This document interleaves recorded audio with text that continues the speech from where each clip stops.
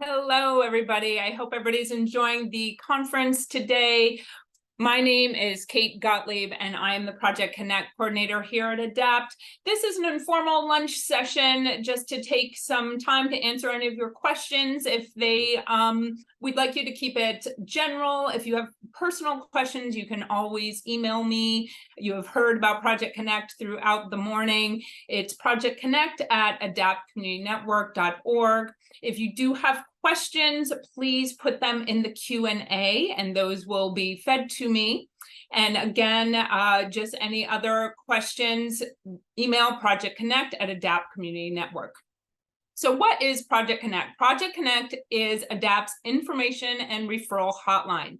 So not only are we referring internally to ADAPT's programs, supports, and services, we are also providing information for supports and services throughout the city, throughout the 5 boroughs. We work with professionals and we work with families. So if you have questions, we have answers, and we're here to help you.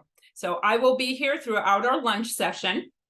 And then we will also have another Q&A session after all of the wonderful presentations today. We'll have a short panel at the end with a few of the professionals from ADAPT to answer any further questions.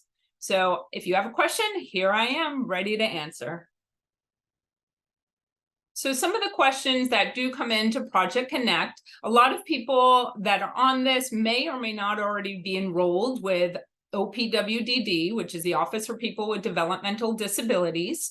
And if you are not enrolled, that is one thing that Project Connect can assist you with understanding. How do you gain eligibility for OPWDD? We don't directly assist you with the enrollment, but I can certainly walk you through all of the eligibility criteria, direct you to agencies that can do evaluations if you don't have those evals, and make sure that you're doing the front door session that everybody asks for, that OPWDD requires when you want to join OPWDD and get services from an agency like ADAPT.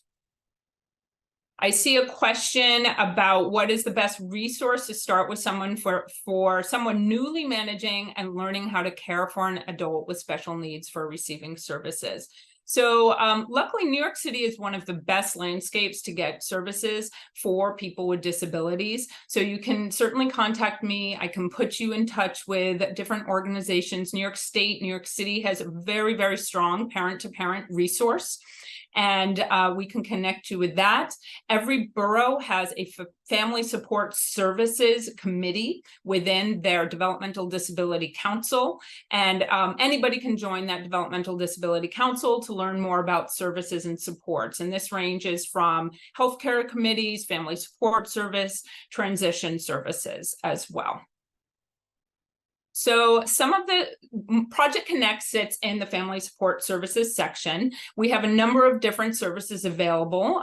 One of those that is unique to agencies throughout the city, there's only 2 of us that have this, is our housing assistance services.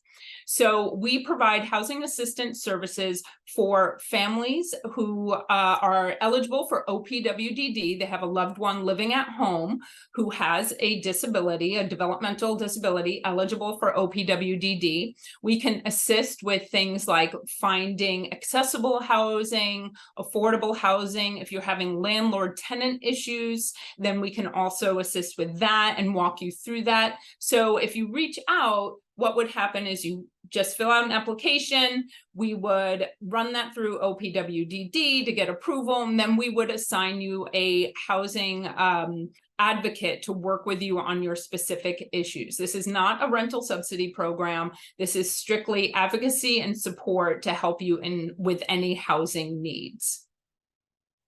So with Housing Connect or the housing assistance services, you need to be eligible for OPWDD. So we need to see that you have, again, that loved one living at home who has an intellectual developmental disability, and we will get you enrolled. It's just a simple application form and connect you with one of our housing advocates.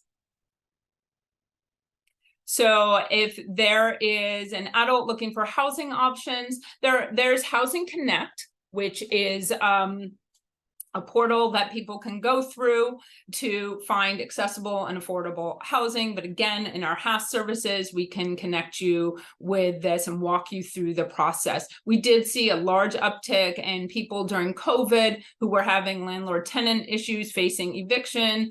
And we walked a lot of people through these services. And again, this service is for all boroughs as well. Majority of our services are in all 5 boroughs. There are a few carve-outs that are not. We don't have a day hab in Queens, but we refer to agencies in Queens for day hab services. So again, if we don't have a service, we are happy to provide a referral to another agency that might have that service for you. So I see a question, as you support parents in the 5 boroughs, who would you refer us to on Long Island?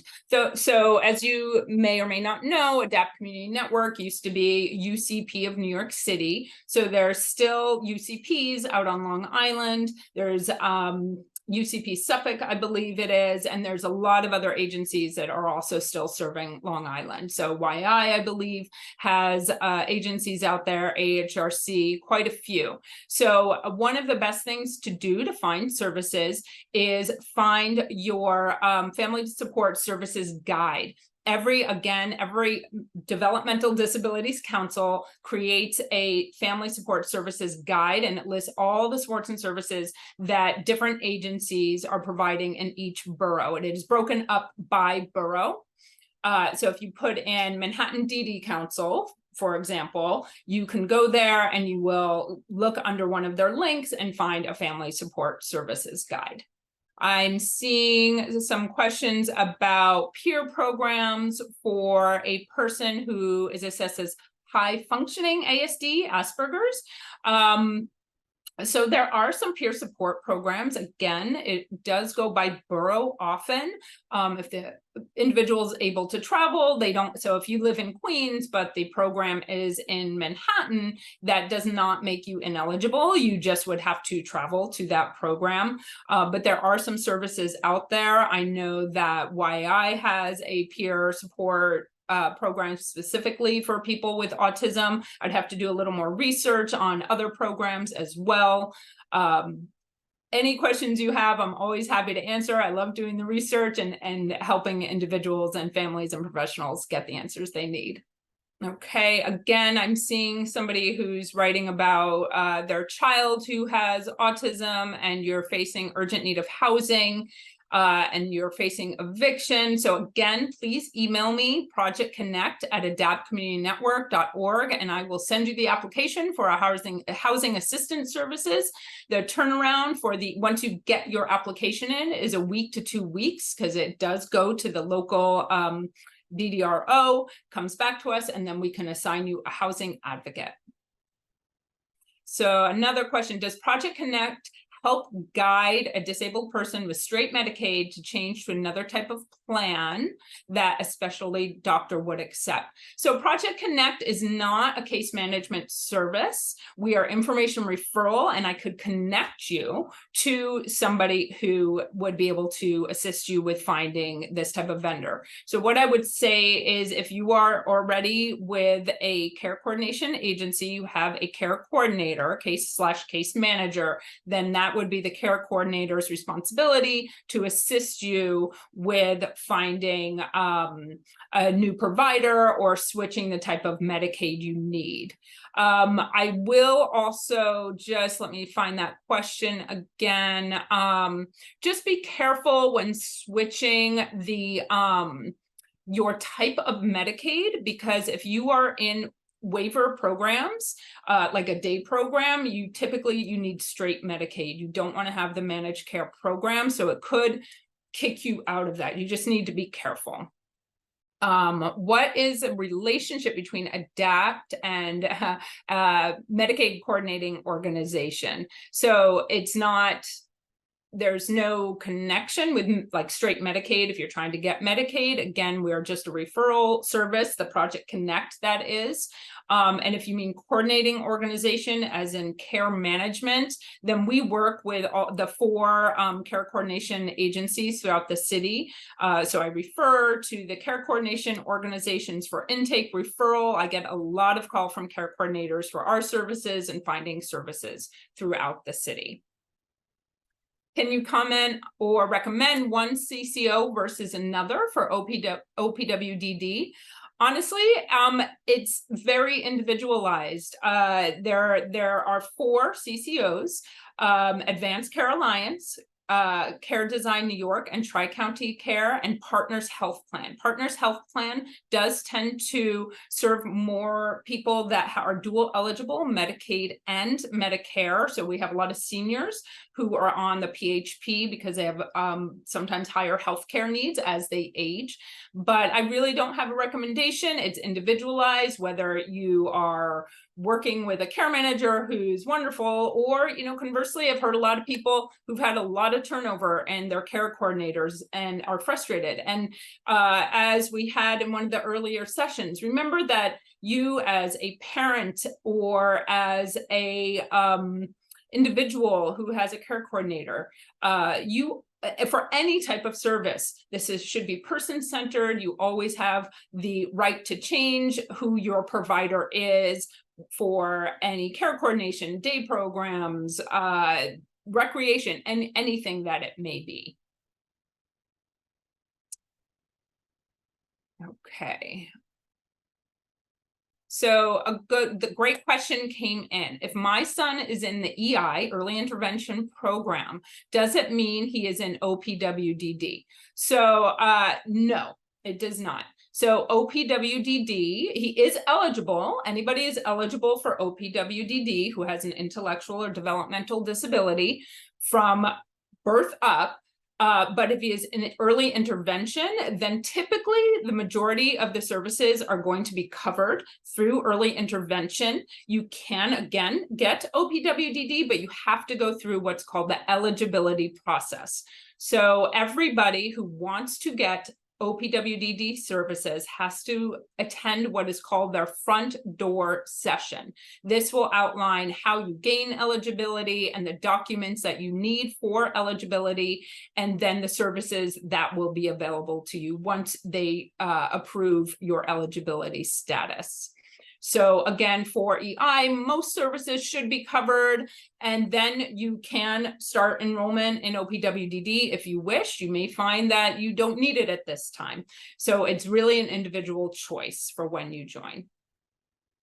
Oh, okay. Then we have the question back. He has OPWDD for years and not receiving any services upstate as well. So Kristen, I'm happy to answer that. We can have a telephone call about what type of services that you might be looking for and connect you. You still are enrolled in OPWDD, even if you're not getting services. It's just that when you do want to get some services going forward, you may need updated evals for those services.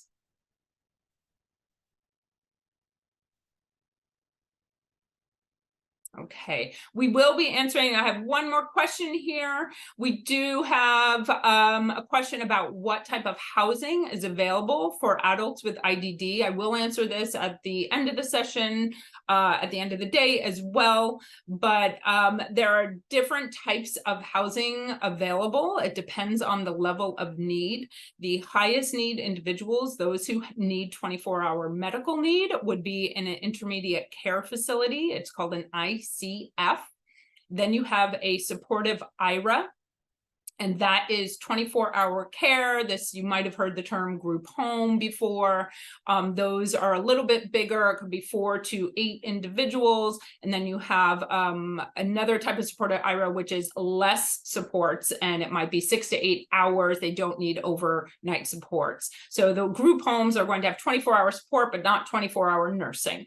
So, and the other part of this question that's really, really important is how long is the wait typically to get into a group home or other supported living situation?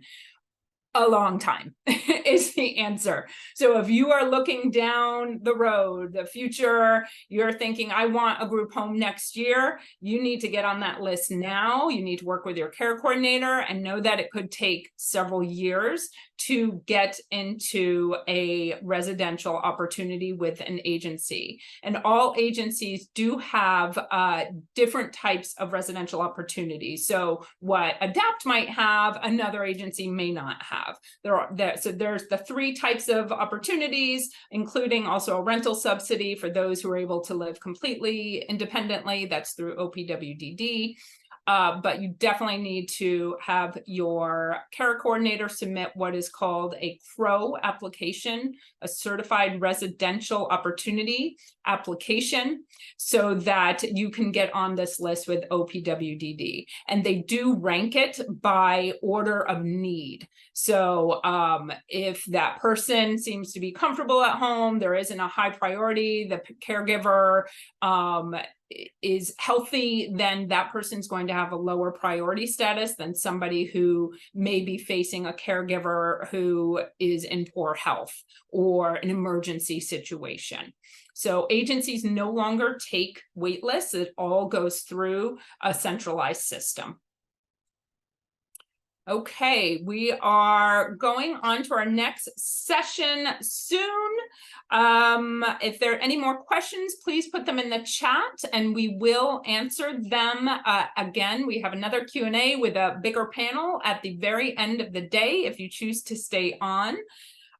Please fill out the survey at the end, again, for your chance to win an Amazon gift card and the 1:30 session. I can stay on here again for a few minutes. The 1:30 session, Adulting, Effectively Preparing Individuals with ASD, is coming up after this. Happy to stay on for another minute. If I see any questions come in, I will answer your questions. Okay, I'm going to answer one more question here. It's how can I get funding to fix a damaged wheelchair lift because Medicaid doesn't cover maintenance costs? So that question's a little bit difficult for fixing a wheelchair lift, or if you're talking about one for a van, or if it's outside of a home. But what we do have here at ADAPT is our home modifications program, Doorways to Independence. If you do need any adaptations to your home, be it a ramp, a stair lift, handrails, we do have a home mods program where we provide funding to get that installed in your home. But if it's an existing stair lift or ramp or something that's already broken, unfortunately, we don't have the funds to go in and fix that at this time. But if it is a new project, we are able to help you. And again, Project Connect at adaptcommunitynetwork.org, 877-827-2666. My name is Kate Gottlieb, and I'm the Project Connect coordinator.